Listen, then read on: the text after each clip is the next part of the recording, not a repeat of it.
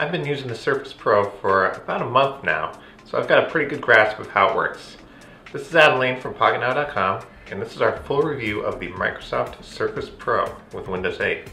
Let's check it out.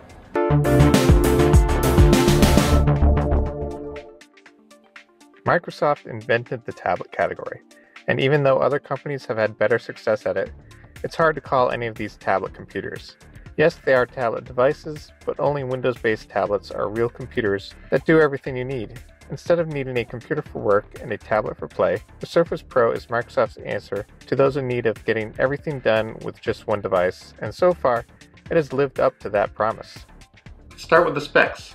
Surface Pro has an Intel Core i5 1.7 GHz processor with 4 gigs of RAM and either 64 gigs or 128 gigs of solid-state storage.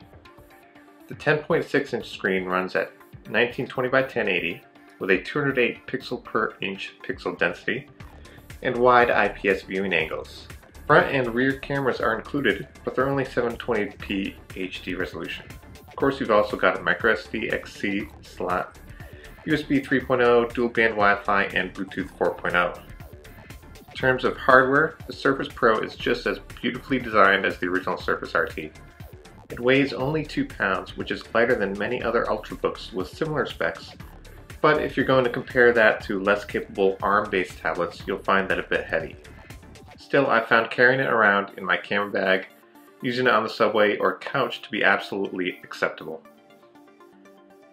The kickstand that's fully integrated with the casing is extremely useful. It's very easy to stand the Surface Pro up on any flat surface, and if you've got a keyboard cover, you can turn the tablet into a nice mini workstation on the go. The Surface Pro does not come with a keyboard cover, but it's certainly a distinguishing feature. If you do buy one, the extremely flat touch covers are very thin and light, but typing on them may be uncomfortable or inaccurate. If you really want to type accurately without any learning curve, go for the type cover instead, or plug in any other USB or Bluetooth keyboard you want. The stylus is a unique feature of the Pro. It's based on Wacom technology, which supports hover states, a right-click button, and an eraser. The stylus also magnetically clips to the side of the Surface Pro right on the charging port, which might be annoying for some since you have to unclip it in order to charge the battery. Speaking of battery life, the Surface Pro is on par with Ultrabooks running Core i5 processors. That means about 5 hours of continuous use. That's not much compared to the 10-hour battery life of some of the other tablets out there like the iPad. However, comparing the battery life of the iPad to the Surface Pro is like comparing the battery life of an iPhone to a Nokia 3310. Sure, they're both phones, but one is much more powerful. The Surface Pro comes with Windows 8 Pro, and that's a big deal. It's a full-powered desktop operating system designed for tablets, as well as other emerging form factors.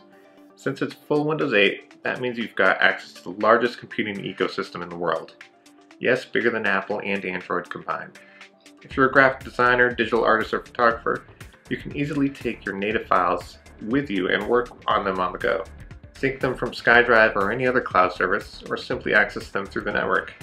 Engineers, architects, video editors, software developers, doctors, lawyers, practically any job you can think of with specialized software can be supported easily on the Surface Pro. You can even run Android apps using BlueStacks or boot up other operating systems using Hyper-V virtual machines. If you want to design a custom Nokia Lumia 820 case for 3D printing, check on the inventory database, or write some new programs of your own, it's not a problem. Then if you want to relax on the couch with some Xbox games, Zinio magazines, ebooks, or web browsing, the Surface Pro is pretty great at doing that kind of thing too. The Surface Pro is for professionals, or people who might want to be professional someday. Now, there are a few things I did not like about the Surface Pro. The magnetic charger can be difficult to line up properly. Maybe I'm spoiled by wireless charging with the Nokia phones, but it shouldn't be so difficult to plug in the charger. The other big problem, which might be a deal breaker for many, is the fact that Microsoft did not build the WinTab compatible drivers for the stylus to support pressure input on many of the high-end graphics applications. Fortunately, Microsoft announced that they would fix this problem a day after the Surface Pro was released, but that hasn't happened yet. If you're a digital artist, you might want to try to wait for the driver update, but using the stylus in Photoshop on a crowded subway is still 100 times better than using a trackpad or mouse on a laptop. Overall, the Surface Pro is the better tablet. the non-compromise, no excuses computer that'll give you the best of every world in the market today. Whether you're a professional, an amateur, a newbie, or a computer veteran, it's hard to classify the Surface Pro as a computer for just a specific niche. This is a computer for everyone, and as such, I do recommend it. Our final rating is going to be an 8.7 out of 10.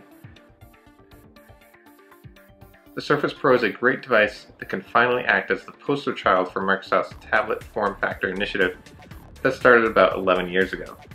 Be sure to give this video a thumbs up, and thanks for watching.